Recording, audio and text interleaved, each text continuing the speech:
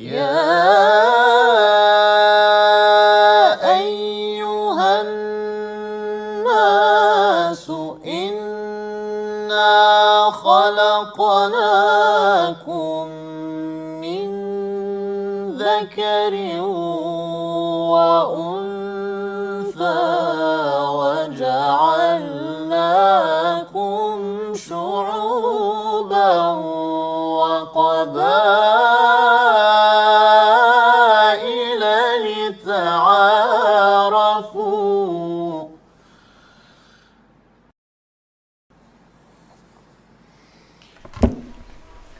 أعوذ بالله من الشيطان الرجيم بسم الله الرحمن الرحيم والحمد لله رب العالمين والصلاة والسلام على رسول الله وعلى آله وصحبه ومن والاه. Assalamu alaikum wa rahmatullah, our dear brothers and sisters. Thank you for joining us once again. We hope you had a spiritually uplifting and enlivening night of Qadr in the past few nights.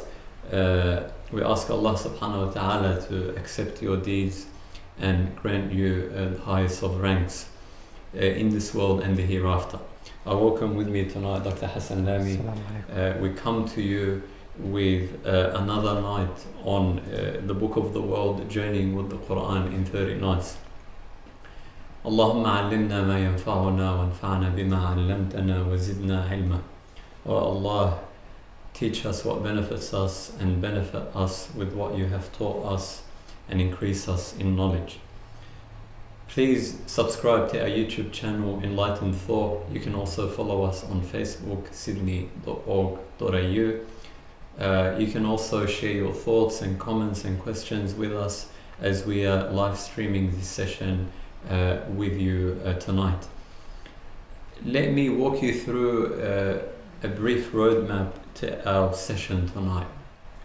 First and foremost, we will introduce the notion of hope in the Quran by brother Hassan Lamy, and then I will explore the dreams of architectural mastery in the context of Haman in Surah Ghafir. Without further ado, let us listen to the first recitation of the Quran for tonight by Sheikh Mohammed al-Dihnawi. Bismillahirrahmanirrahim. قل يا عبادي الذين أسرفوا على أنفسهم لا تقنطوا من رحمة الله إن الله يغفر الذنوب جميعا إنه هو الغفور الرحيم وأنيبوا إلى ربكم وأسلموا له من قبل أن يأتيكم العذاب ثم لا تنصرون واتبعوا أحسن ما أنزل إليكم من ربكم من قبل أن يأتيكم العذاب بغتة وأنتم لا تشعرون.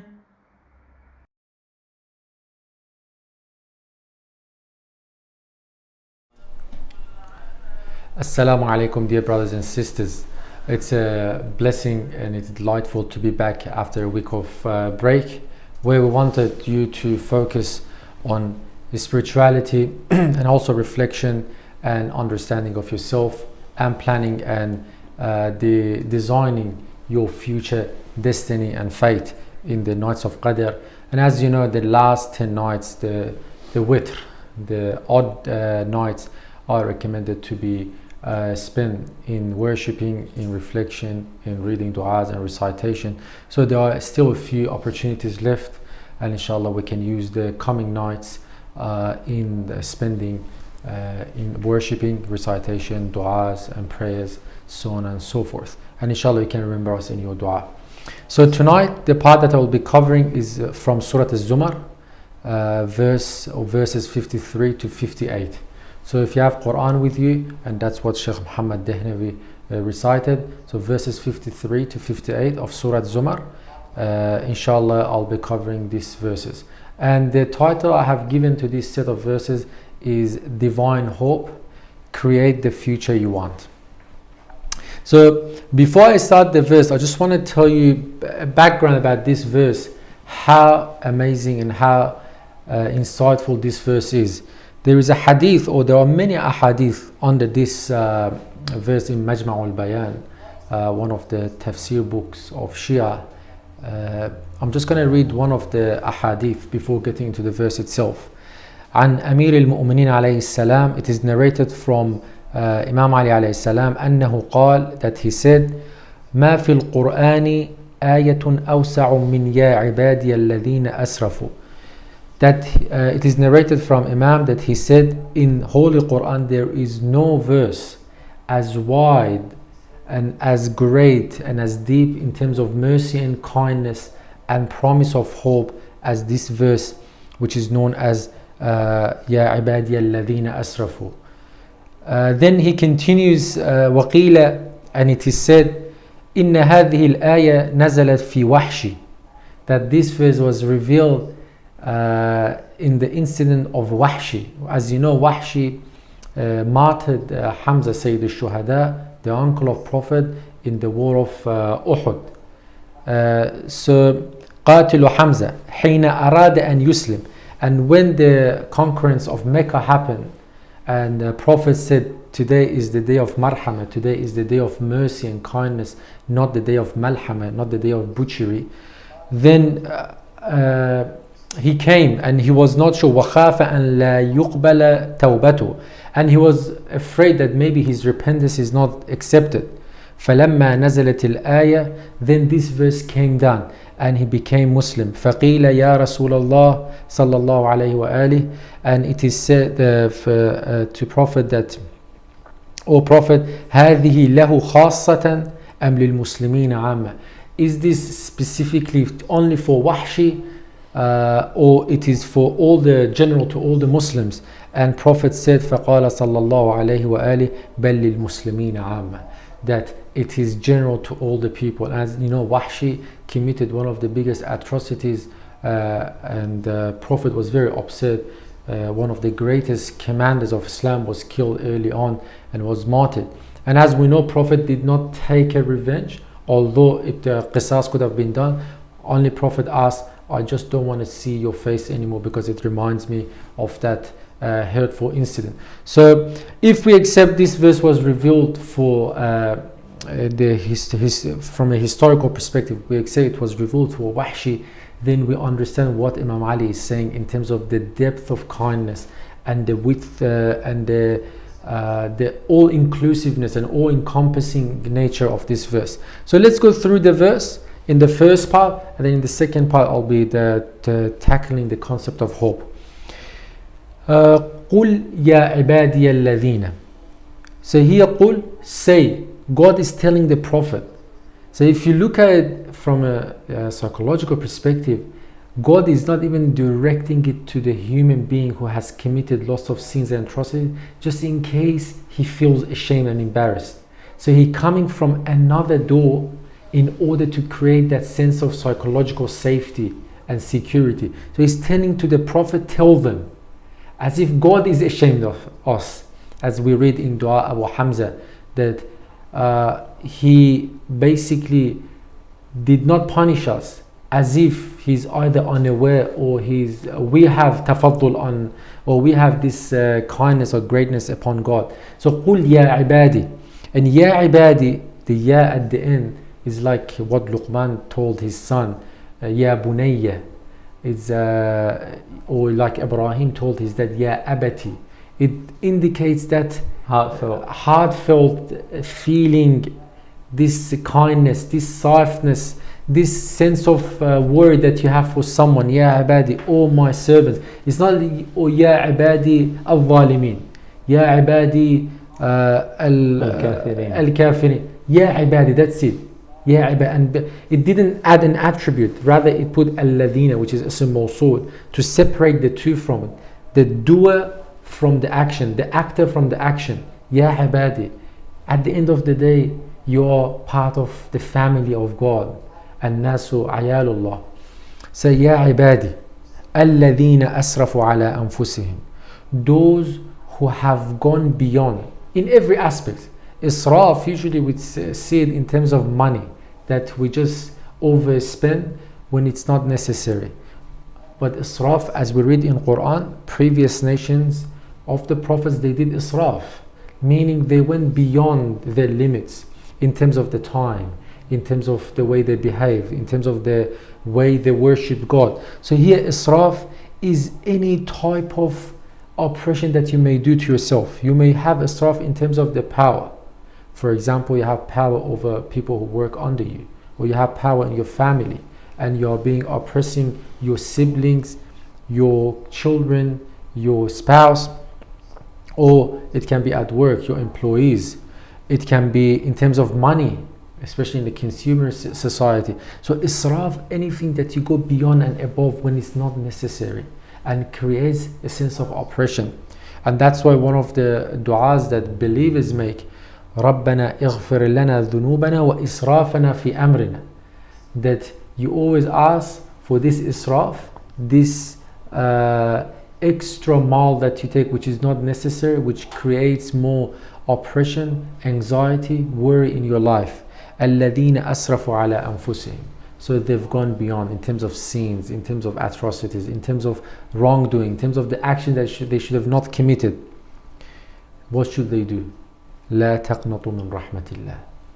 That you should not be hopeless, that you should not be losing your hope from the mercy of Allah.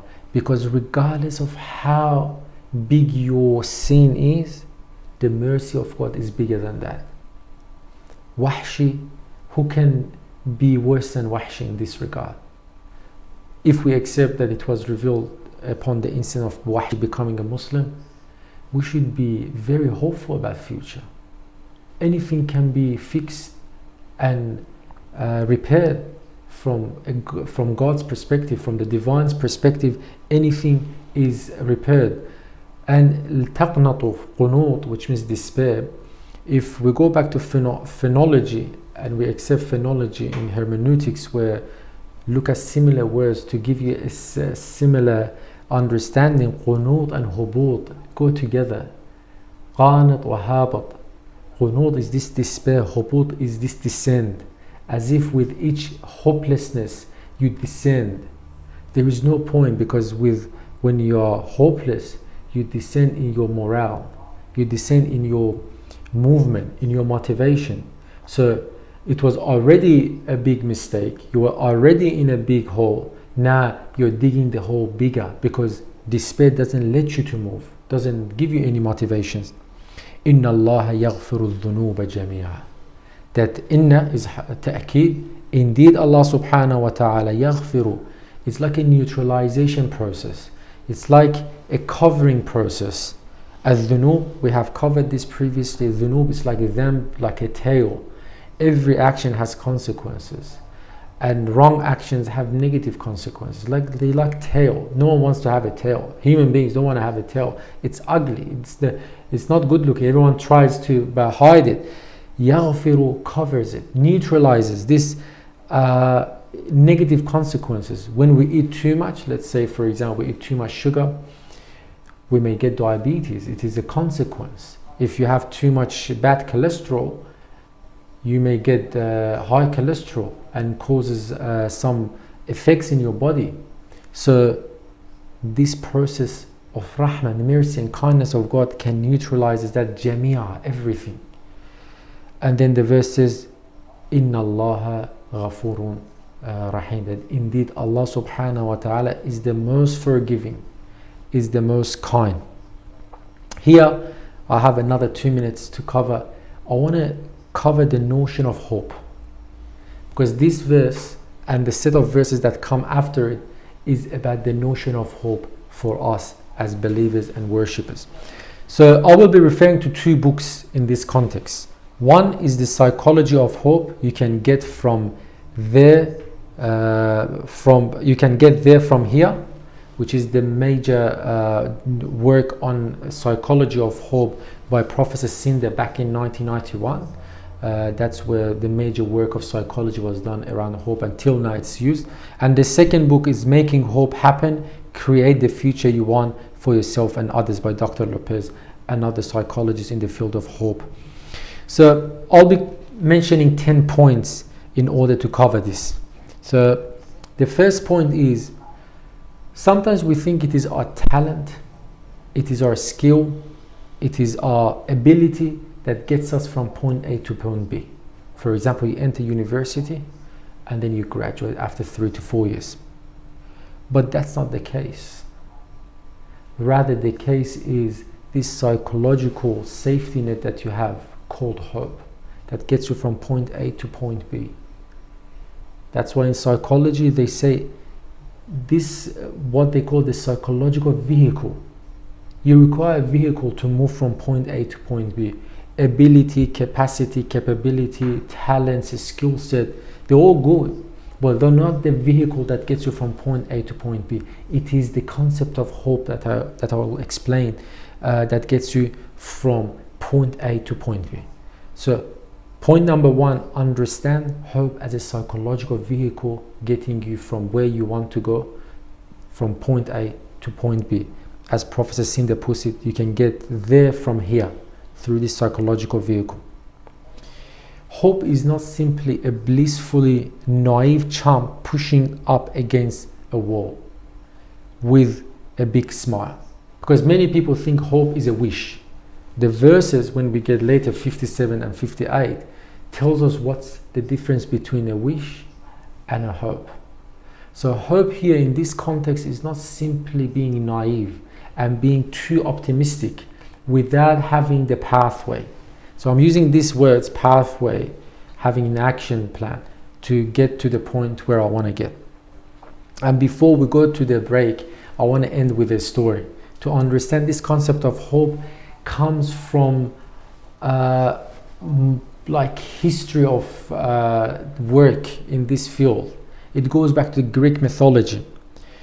Hope in Greek mythology is ellipse. We know that Zeus was the god. When Prometheus stole fire from Zeus, Zeus got angry. So what Zeus did, Zeus created a box filled with all the manners of evil. So wanted to send it to the sender, and the sender has no idea. Now Pandora, now we have the shop called Pandora. Pandora, Pan means all, and Dora means gift. So all gifting, all giving. And as a side note, the notion that all the evil started from woman comes from Greek mythology, which unfortunately infiltrated Judaism, Christianity, and later on Islamic narrations.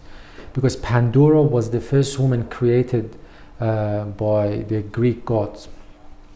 So Pandora opens this box despite she was warned not to. So you can now connect it with the story of Adam and Eve. You can see that's where it was taken, the style that is mentioned in the biblical text and later on Islamic narrations. So, and as a result, she basically unleashed all the evil manners in the world, such as despair, such as greed, such as lust, such as animosity, such as killing, and all the basically moral vices. But there was one thing there which was basically no one tapped on it, which was unreleased, and that was a healing spirit, namely hope. As if hope was able to fix all these moral vices which were unleashed and released in the world. And with that, I move to you, Mohammed, if you have any points to add. Thank you, Brother Hassan Lamy, for a very promising introduction to hope, not only as a concept but as a philosophy and practice in our life. And inshallah we can engage with it. Perhaps we can pose a question to our audience. How do we maintain hope in a world marked by insecurity, uncertainty, existential risk, So perhaps this is a question for us to reflect on and learn as well from each other's experiences. So we look forward to reading your contributions and your reflections. Without further ado, let us now listen to the second recitation of the Quran for the first part by Sheikh Mohammed al-Dehnawi. بسم الله الرحمن الرحيم قل يا عبادي الذين أسرفوا على أنفسهم لا تقنطوا من رحمة الله إن الله يغفر الذنوب جميعا إنه هو الغفور الرحيم وأنيبوا إلى ربكم وأسلموا له من قبل أن يأتيكم العذاب ثم لا تنصرون واتبعوا أحسن ما أنزل إليكم من ربكم من قبل أن يأتيكم العذاب بغتة وأنتم لا تشعرون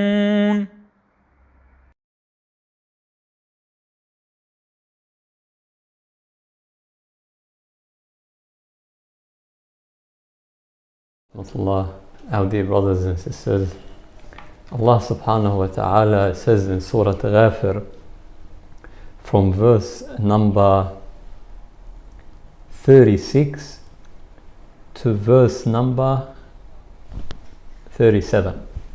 Bismillah ar-Rahman ar-Rahim. وقال فرعون يا هامان ابن لي صرحا لعلي أبلغ الأسباب أسباب السماوات فأطلع إلى إله موسى وإني لأظنه كاذبا وكذلك زين لفرعون سوء عمله. Allah subhanahu wa ta'ala says, the Pharaoh said, O Haman, build for me a tower so that I may have access to the heavens to look for this God of Moses. I am concerned and I am convinced that he is lying. My dear brothers and sisters, when we come across Fir'aun and the drama of Fir'aun in the Quran, it's interesting how the book of the world presents the excess of pride, arrogance, as he mentioned, specifically excess, not just arrogance. The excess of arrogance, pride, and superiority in the collective context of Fir'aun's power. So the power arms of Fir'aun were integrated in creating that despotic culture in society. So the Quran is not really speaking about Fir'aun as an individual, or Haman as an individual, or Qarun as an individual. Those are the personality types. Exactly, these are personality types that represent a particular philosophy of living in life, which I will shed light on in the context of our late modern architectural arrogance in society. The word Haman appears in 6 positions in the Quran. 3 times in Surah Al-Qasas, 2 times in Surah Ghafir, and once in Surah Al-Ankabut. And Haman, as scholars and historians reported and tried to understand, could be the name of an architect. So Haman is not specifically a person per se, but rather a position. or if you wish, we can put it this way, he was the prime minister of Pharaoh's government. So he could be the architect for any pharaoh, according to some historical sources. Haman could be the Arabic equivalent for the ancient Egyptian Amana, who were the high priests or architects as well in that society. So again, there is a degree of power and authority associated with Haman. I believe that Haman represents the human archetype for architectural arrogance. We know that arrogance can be manifested in many ways. In the Quran, we have 3 particular personality types that embody arrogance in a specific context. Number 1, we have Pharaoh, the political power.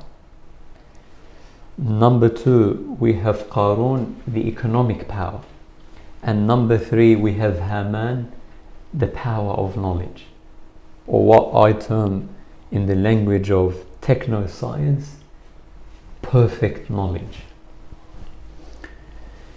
Nevertheless, let me, before I delve into the architectural arrogance represented by Haman, I would like to touch base on Haman in dialogue and Haman through dialogue, and understanding arrogance in the context of Haman by learning and relearning dialogue, as we mentioned in previous nights. In previous nights, we said the Quran exercised, without actually introducing how, we said how the Quran exercises justice with the other 3 times, and ihsan with the other 3 times. As we read this passage in Surah Ghafir, we notice a beautiful example of how the Quran exercised justice even with the power arms of Pharaoh, who represent the totalitarian and the despotic And oppression. and the oppression across human history. Let's look at the first example of how the Quran exercises justice. Number 1, the Quran brings forth the other. We see Haman speaking in the Quran, perhaps through the voice of Pharaoh, who is instructing and commanding. But we see the character of Haman, who has this position to build a lofty tower created from clay and fire. Obviously, as you know, he was not able to build this tower. Realistically, it was impossible. But this very dramatic scene the Quran is presenting is reflective of a reality that we are living today in the 21st century. It may not have been possible in the materialistic sense of the word back then, although it did have other manifestations, but the Quran is presenting this example because humanity had the potential to reach the superiority. So the Quran brings forth the other. The Quran enables the other to voice their arrogance. What we learn from Pharaoh's order to Haman is the Quran does not conceal it. The Quran does not cover it. The Quran does not disallow it from being fully expressed. It gives it the full scope of expression, free and unconditional expression. And as you can see, it's quite profound because it is in stark contrast to the very worldview of the Quran, and yet it exists at the heart of the Quranic discourse. So every time you open the Quran and you read this passage, you are enabling Pharaoh to speak. And you are giving Pharaoh a voice even beyond his historical time and place. Reminds me of Ali ibn Abi Talib, who enabled his opposition to speak in his mosque. Hassan. That's number one. Number two, the Quran recognizes the statement and perspective of the other despite its absurdity, intellectually speaking, but also despite its audacity, morally speaking.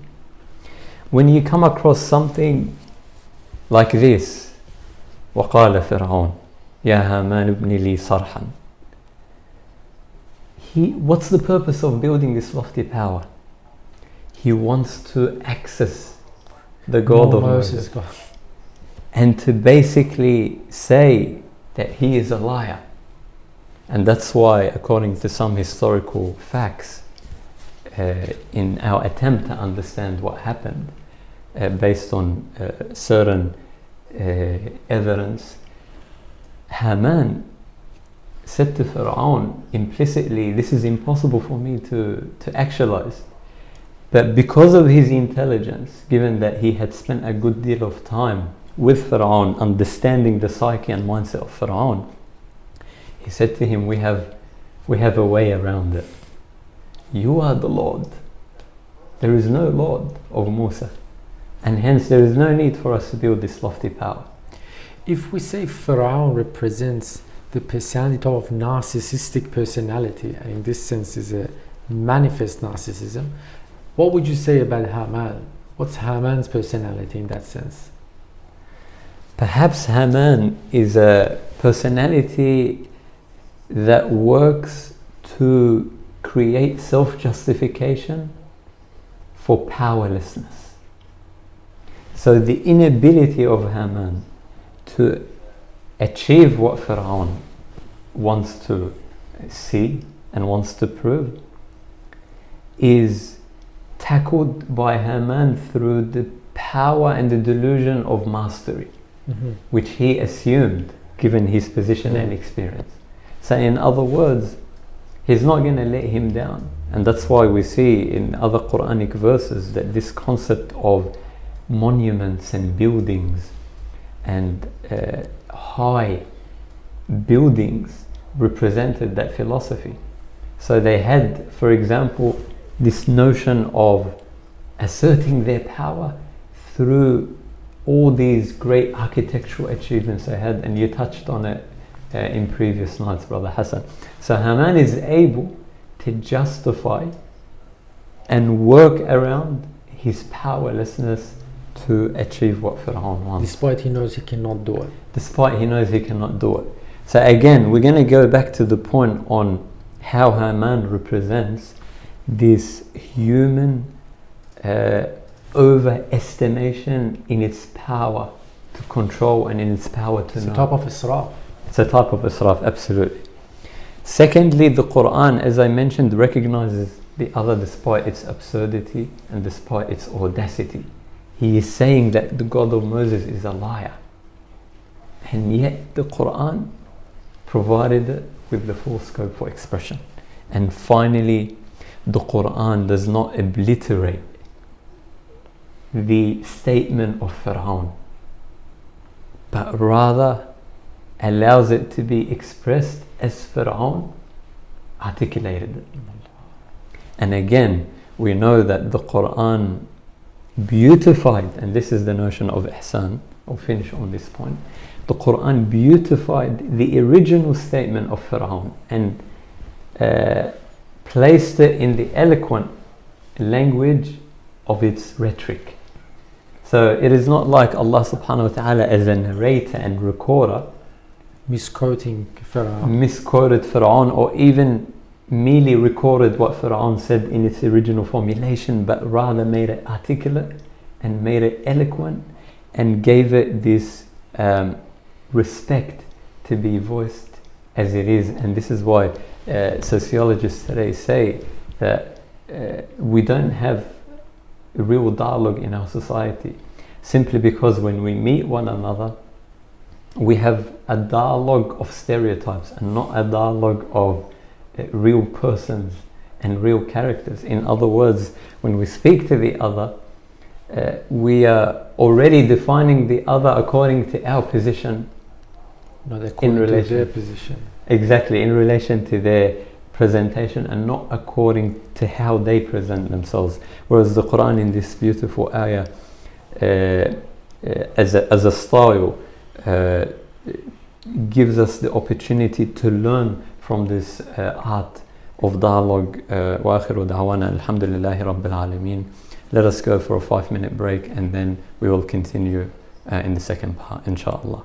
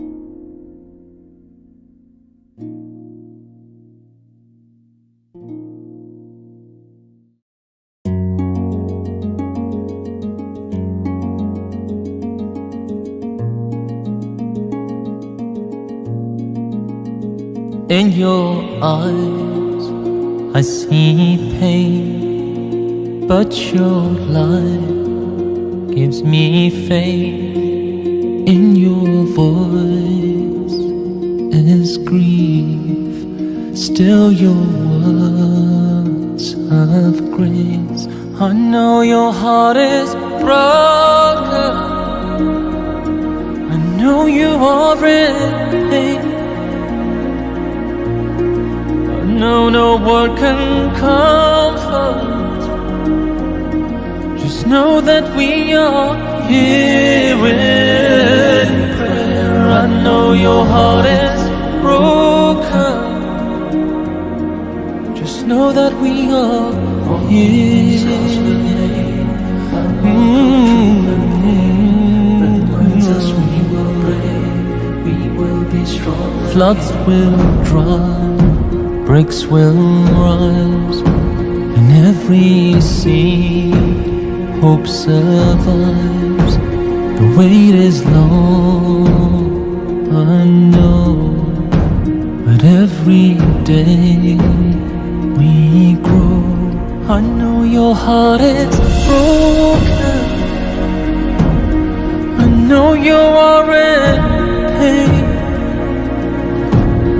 I know no word can comfort. Just know that we are here in prayer. I know your heart is broken, and I know you've already pain. I know no word can comfort. Just know that we are here.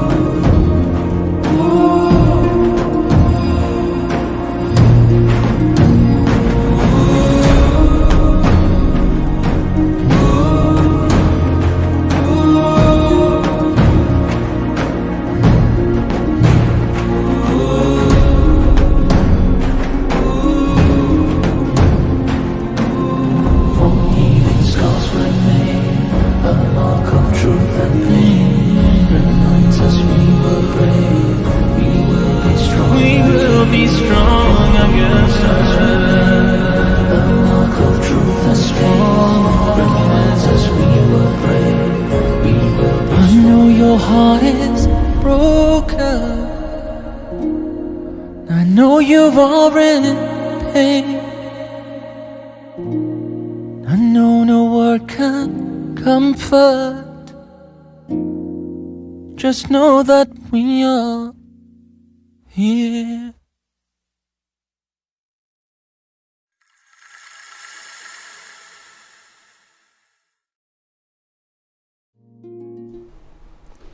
Assalamu alaikum, dear brothers and sisters. Thank you, Akh Muhammad, for the insightful comments about the Surah Al-Ghafir in the context of Haman and Pharaoh and this psychological archetype or personality type that we may encounter in our daily life, or it can exhibit one of our weaknesses and which we may need to tackle.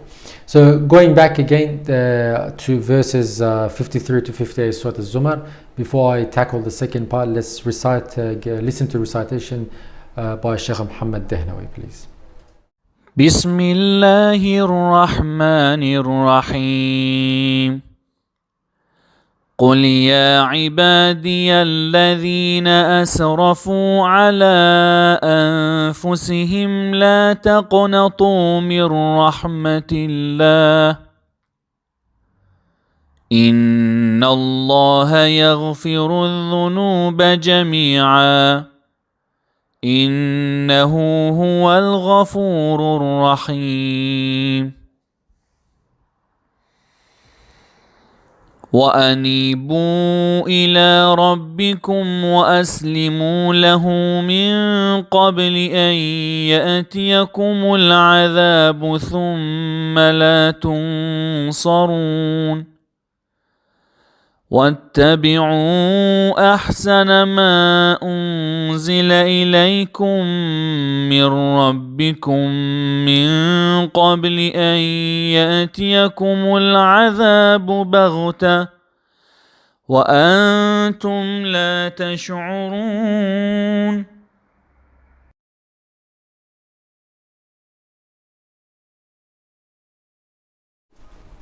Assalamu alaikum again.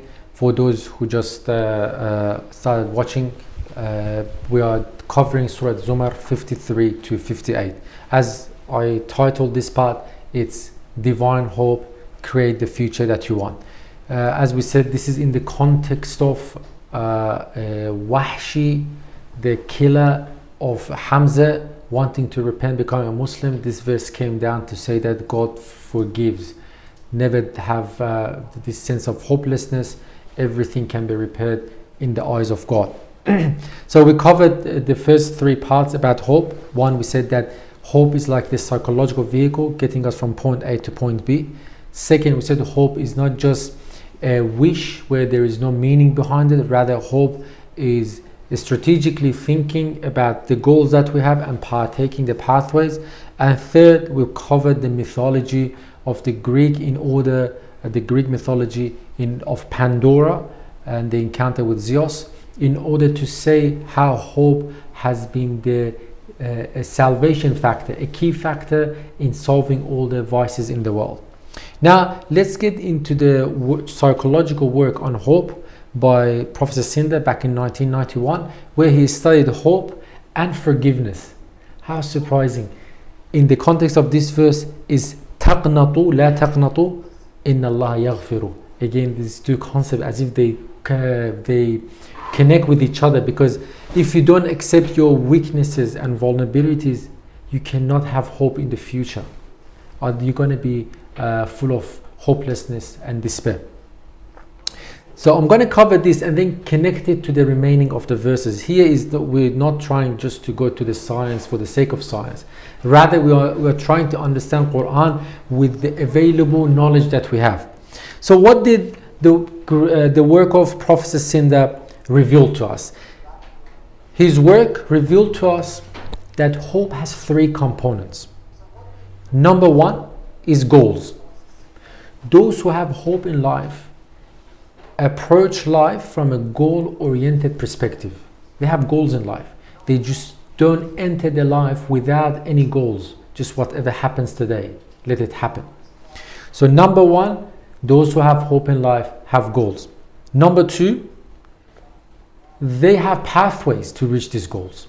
So what they do, they go back look at their skill set, look at their capacity, look at the situation, study the situation, and think, imagine and envisage possible pathways to get to the goals. And number 3 is the agency. They have the belief that they can do it. They have the belief that I can do it. They have the belief that I can instigate a change within myself and then bring it outside to the real world. So let me summarize it in the words of Prof. Sinda. They have a perceived capability to drive pathways to desired goals and motivate oneself via agency, thinking to use those pathways. So if we have to put it in a triangle, so you have agency, which is the motivation, which is the belief component of hope. Then you have the pathways, which is the ways to get different strategies to get to your goal. And then the third part is to reach those desired goals that you have set according to the situational awareness. So this is in a nutshell the major work that was done on hope back in 1991, and since then all the studies are based on that. What happens as a result? As a result of someone having hope, the difference between someone who is hopeful and someone who is hopeless is that you become someone of learning goals. You set learning goals in life. Learning goals means you are up for challenges. You're up for work. You're up for failures as well. You're up for basically facing difficulties and tackling hardships. But those who don't have hope in life, they move from learning goals to mastery goals. Mastery goals says that I choose things that I can do, not things that I'm going to fail. And if I fail, I'm going to quit as quick as possible, because I don't want to feel this sense of failures. I don't want to feel that I'm going through hardship and challenge. I want to choose something that I can master. So now I want to take it back to the verse itself. لا تقنطوا من رحمة الله. There are many studies, in thousands, where it shows that people who exercise the concept of hope improves relationships, improves their educational success, improves their understanding of the world, their meaning, their health. I don't want to go there. I want to go back to the verse. Imagine this notion of God that we have been emphasizing. Try to fix your notion of God, what type of God you believe, because it translates into our daily life. Now, if I believe in a God who forgives and neutralizes and supports and gives me hope despite all of my wrongdoings, despite all the sins, despite everything that I have done and I have committed, if there is such a God that I believe in, this divine power, this creator, this transcendental power, then that's going to translate into my personality in dealing with the other. I'm going to be of someone who has bashasha, who is happy, who is smiling, who can forgive, who can give, who can be generous. Why? Because I've done things that are not forgivable, but that divine transcendental power has forgiven and has given me hope. And as multiple studies have shown, the concept of hope is contagious. When you are in a social network, your friends, your relatives, if someone is very hopeless, hopeless in a sense they have despair and they are hopeless, they're exercising and emphasizing hopelessness in their lifestyle, it is contagious. You get saddened, you get down, you get depressed. But if you exercise the concept of hope, this concept that I can change, I can instigate a change in the world, I'm gonna face challenges with a higher spirit, it is contagious. You pass it to other people, you give higher spirit to the group. This gets me to point number 7, where those who exercise hope have 4 components in their personality. Number 1, they believe the future will be better than present. Number 2, They believe that they have the power to make it to that present or to that future. Number 3, they believe that there are many ways and roads to that goal. They are not myopic in their vision, where they think that's it. There is no possible way out of their current situation. They see many ways. الطرق إلى الله بعدد الخلاق. Multiple ways to get to God. Multiple ways. One of the tafsir, the interpretations of إن مع العسر يسرا is this concept. With every difficulty, next to it there is a possible solution. And number 4, none of these pathways is free from obstacles. Life is not obstacle free. Life is not challenge free. Every possible road that you take, it's filled with hurdles. But that's why we defined the concept of tawakkul previously. So these are the 4 components of someone with hope.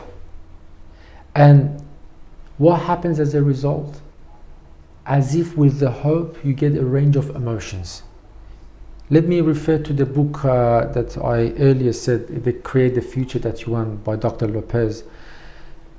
He says that, what is hope? Hope is a golden mean. If you remember, we talk about this golden mean, that every virtue is a golden mean. Find the golden mean in your life. So what is hope? Hope is a golden mean between euphoria and fear. It is a feeling where transcendence meets reason and caution meets passion. That's why we need to make a difference between hope, optimism, and wish. Hope has agency, which is our willpower, our determination, our belief, and it has the action, the pathways. Optimism is the belief without the action. You just believe in the future without taking into account your personal control over the situation. Wish I get back to it at the end in point number 10. Now let's go back to the verses from 54 to 58. Now take this 3-step model as Prof. Sinder explained: the agency, the action, and the goals. So the verse 53 gave us the agency, the belief system. Have the hope in your life that anything can be repaired, can be fixed, can be forgiven, can be neutralized. Now we need the action. Quran provides us with the action. And I leave the last part, which is wish, when we come back to another verse in Quran about the concept of ya later, that we always make these wishes in our life.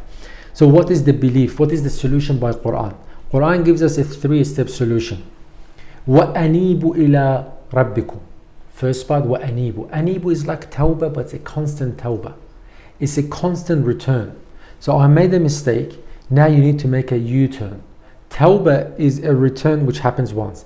Anibu, that's why in Arabic the bee which goes to the flowers, picks pollen and goes to another flower, it's called noob, because it's constantly going from one flower to another. So anibu is this constant return. In other words, you're making mistakes on a daily basis. So try to make U-turn on the same day.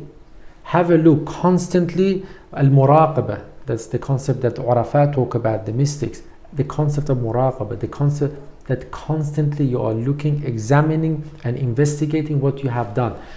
Today I was angry, today I shouted, today I made someone unhappy, today I was a bit upset, today I did not behave well with my siblings, with my workmates, with my students, so on and so forth. This constant examination. Second, وَأَسْلِمُوا لَهُ. Then submit. You made the U-turn. This Rab, that's why it's so used Rab. Rab means what? The Lord, the one who gives the instructions in life. Now you made the U-turn.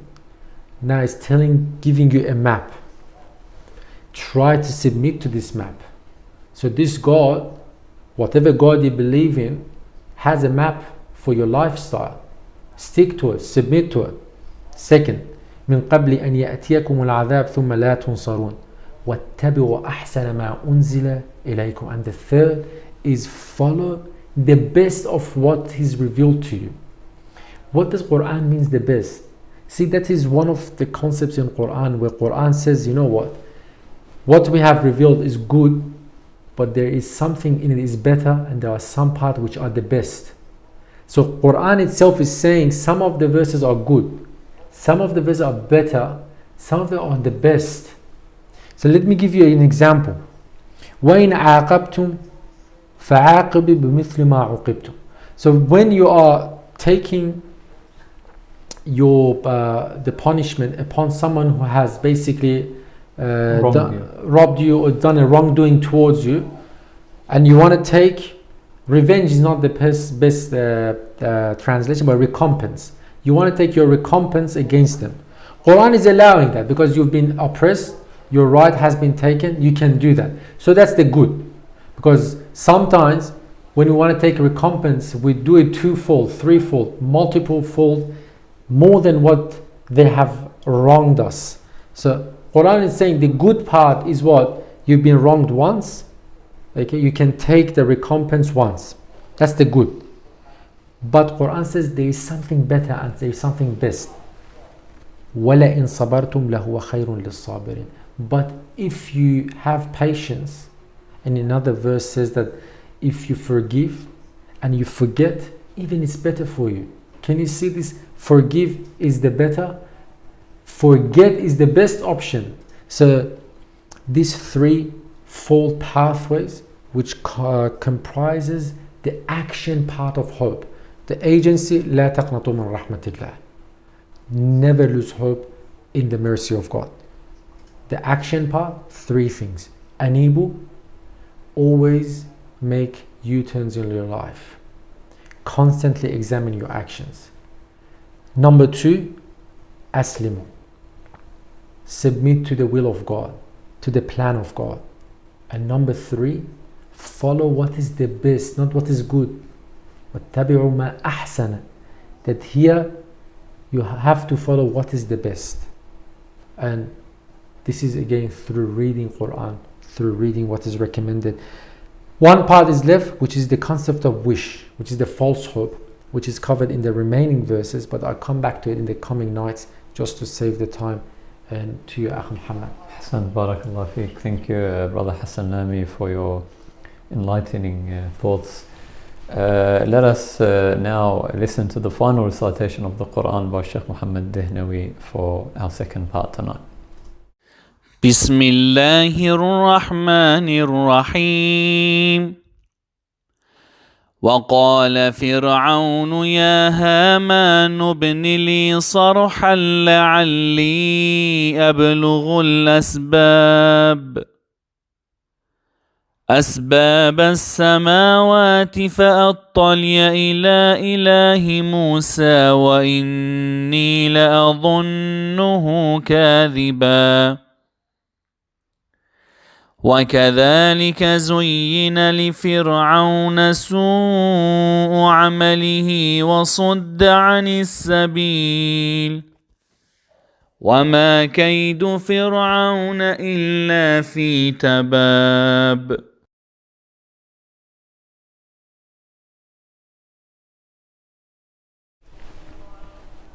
Assalamu alaikum wa rahmatullahi, brothers and sisters. I'll continue on Haman and the dreams of mastery through knowledge. Before I delve into the crux of this participation on Haman, I would like to bring to your attention something that I find very eye-opening every time I revisit it.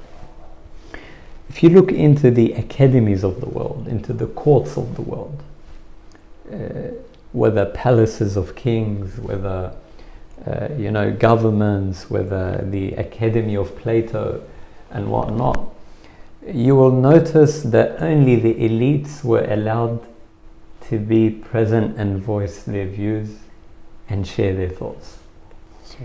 Even in the Greek civilization, we know that intellectual innovation in the history of humankind to a large extent emerged from Athens. However, it was still elitist. If you look into the Quran, you will see that even the court of Fir'aun is elitist. Al-Mala, Al-Sahara. You see even in the court of Malikat Saba, the Queen of Saba, Al-Mala. Only those who are the elitist and who have, we call them shareholders and stakeholders, those who have a particular stake. And the word reflects it. Mala yamla wal ayn. They fill the eyes because of this expertise and this elitist mannerism. Hassan, so there is this overwhelming impression of importance and authority. The Quran overcomes this elitism. The academy of the Quran is an academy that says to everyone, you are welcome to engage. No matter what your perspective is, no matter where you are heading, no matter how you will say it. Come along, join this eventful academy of dialogue. And this is what we see even in the dialogue between Musa and Fir'aun. The beauty of dialogue is that it never stops. It never stops. And from memory, I recall that we have around 9 give and take, back and forth encounters of dialogue between Fir'aun and Musa alayhi salam in the Quran in one particular context, which is fascinating. Now, returning to our point,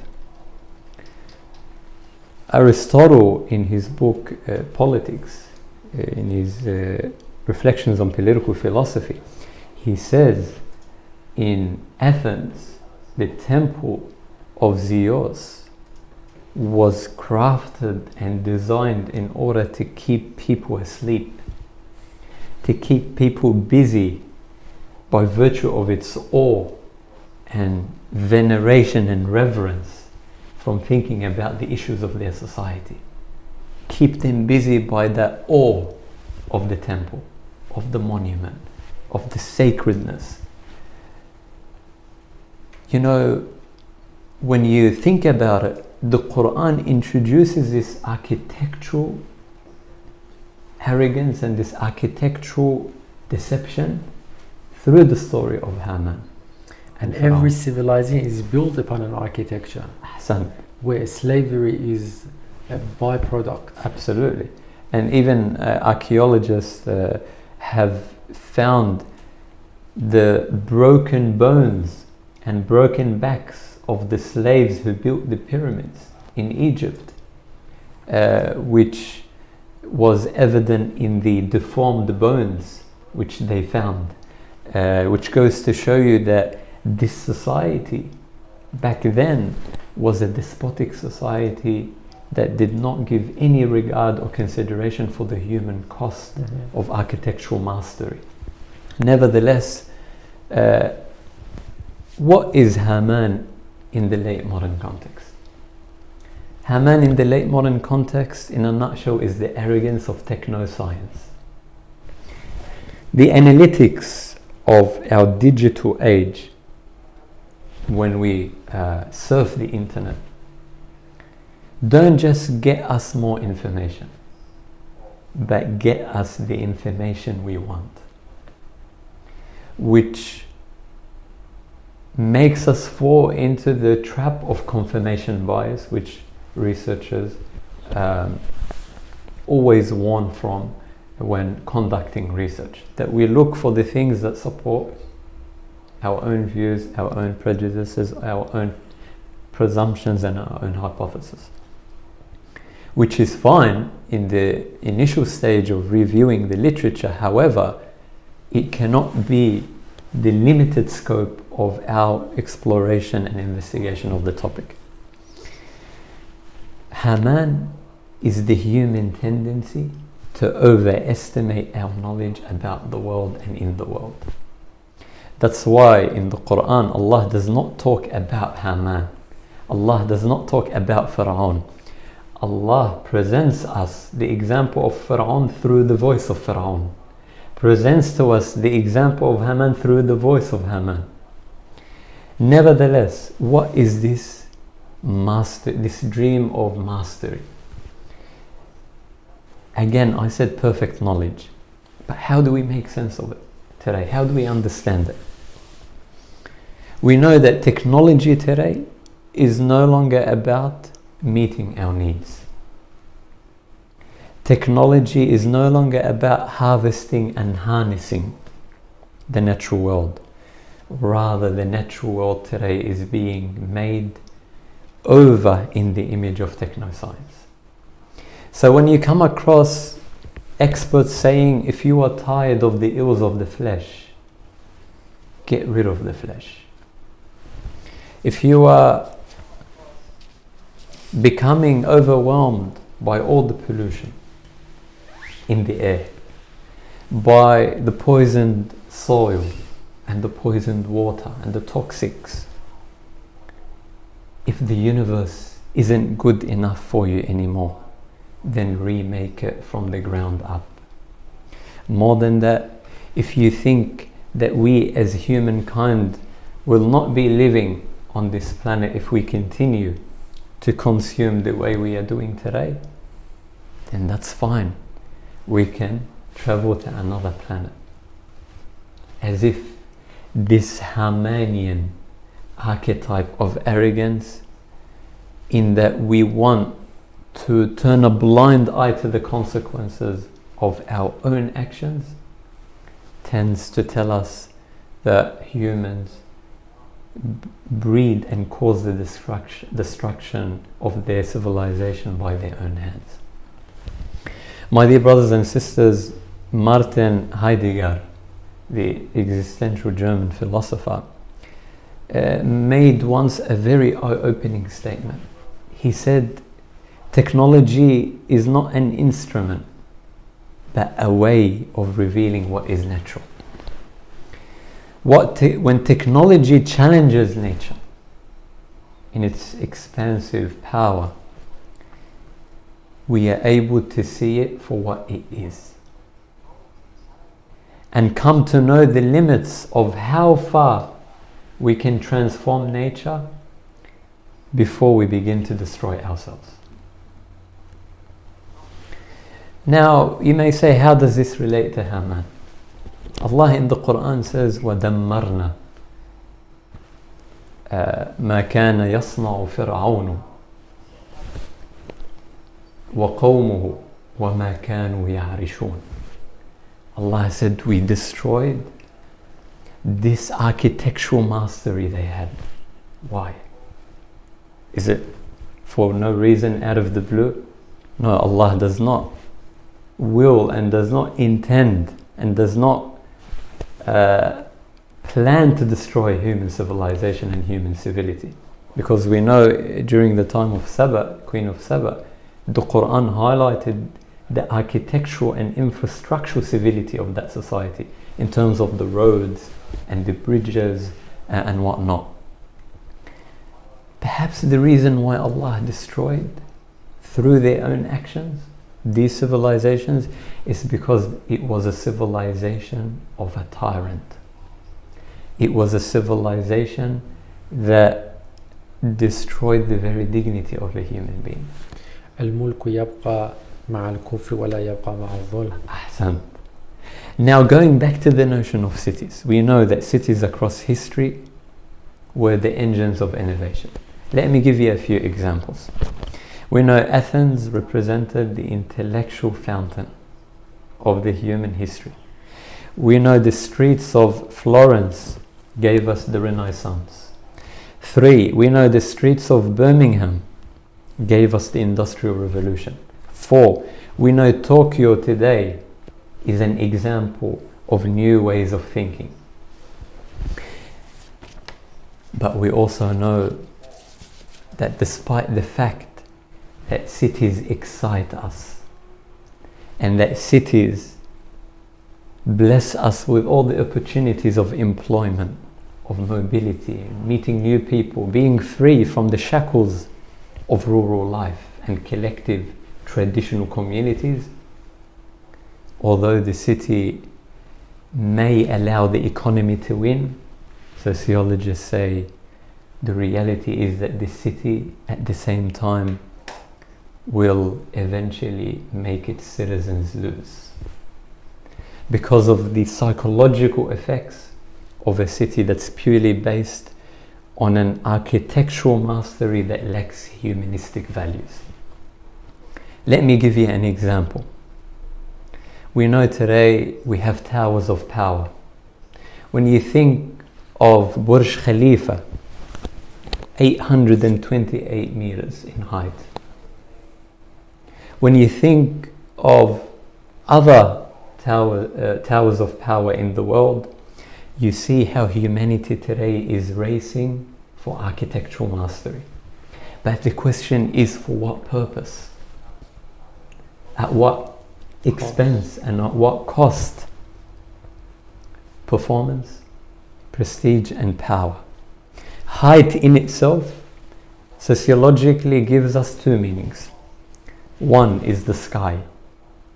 And remember Haman and Fir'aun. The sky is the limit. The sky is the limit.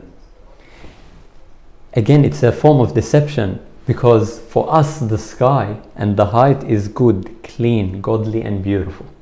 We say elevation, ascension. But the sky is also the peak of hierarchy. Command, control, power. What is the cost of these towers of power today? The cost, according to some researchers, is what they call sick building syndrome, SBS. This sick building syndrome is observed in people working in these high buildings, in these high towers, and experiencing all sorts of mental health issues and syndromes, migraines, and you see it in the CBD today. I've worked in one of these companies and I've seen how they struggle. I won't mention the name. Nevertheless, my dear brothers and sisters, if the towers of power today represent the Haman, and by the way, this is not to say that we need to destroy them. The Quran is saying you need to humanize them. You need the Umran, not just the Imara. You need the ethical and the aesthetic philosophy for the building and not just the building itself. You need the tasakun, not just the sakan, the harmony within the home. You need the makana and not just the makan. You need that respectable position that represents a value to the world. Let me finish off by saying that Imam Ali alayhi salam actually provided us with a diagnosis of how this civilization eventually become destroyed.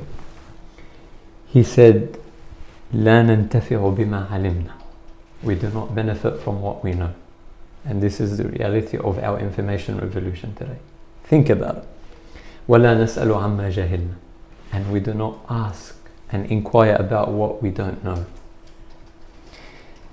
ولا نتخوف قارعة حتى تحل بنا. And we do not fear a disaster until it hits us. In other words, being open to improvement as a value of intellectual humility is more than just being open to self-change. It is a matter of seeing your view as capable of improvement because of what others contribute, and not just your own self-mastery. I'll finish off with a short poetic reflection by Abu al-Baqa al-Andalusi. And we are talking about Haman and the delusion of human knowledge. When Andalusia collapsed in the history of the Muslims, it was a heartbreaking event in the civilization or history of Muslims. And so in the 13th century, Abu al-Baqa al-Andalusi lamented this fall and this collapse by saying, لكل شيء إذا ما تم نقصان. Everything declines after reaching what it assumes and perceives to be perfection. فَلَا يُغَرَّ بِطِيبِ الْعَيْشِ إِنسَانُ. Therefore, let no person, no man, no civilization be charmed by the sweetness of a pleasant life, as Pharaoh had thought in history. Then he says, it's a beautiful poem, I'm not going to read it off in its entirety. Then he says, أين الملوك ذوي التيجان من يمن. Where are the crowned kings of Yemen? وأين منهم أكاليل وتيجان. And where are their jewel-studded crowns? You know, they used to have certain diamonds and ornamental exhibitions on their crowns. Where are they?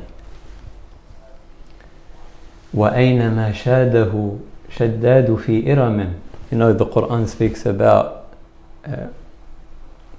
Shaddad and how Iram, which was a lost Arab city, was destroyed.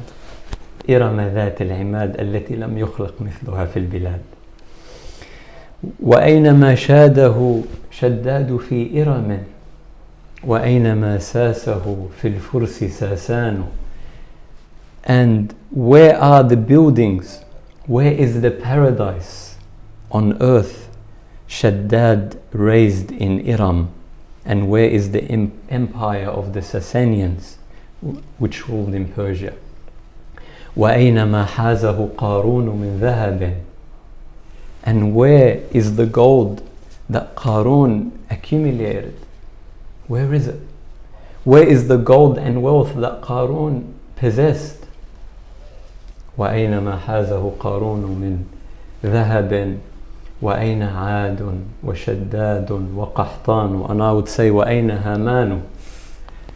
And where are all these rulers and kings?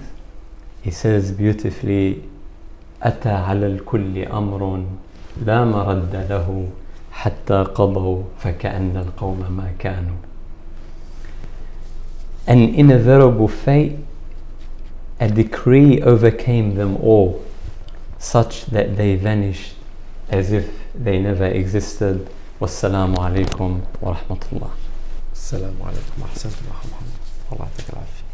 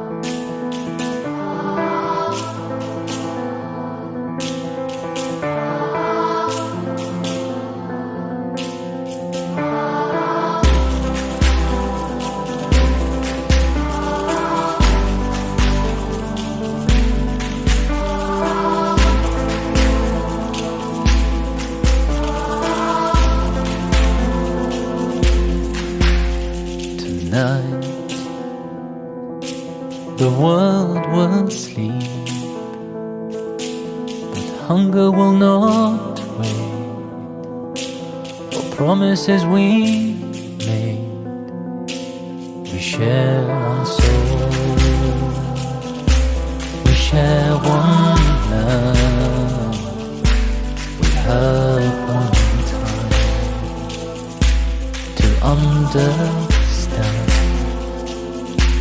We are one humankind, brothers side by side. We'll have no regrets, we will not forget. We are one humankind, sisters side by side. We'll have no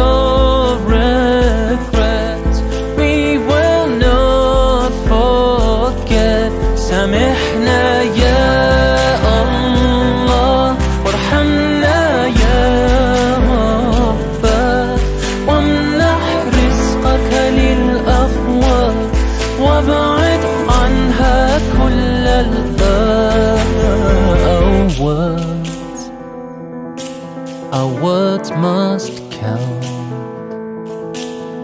Hunger will not wait for promises we made. We share one soul,